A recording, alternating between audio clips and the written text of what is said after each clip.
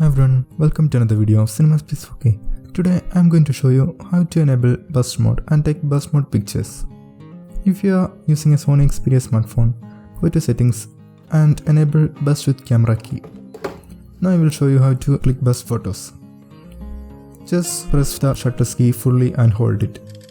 You will be greeted with a burst picture. As you can see, we have taken around 64 photos. You can also press and hold the shutter key on the touch screen to take a burst photo. If you are on a Samsung phone, just slide the shutter key down, so that will take up to 100 images. If you press and hold, it will just take a short video. You just need to slide the shutter key down.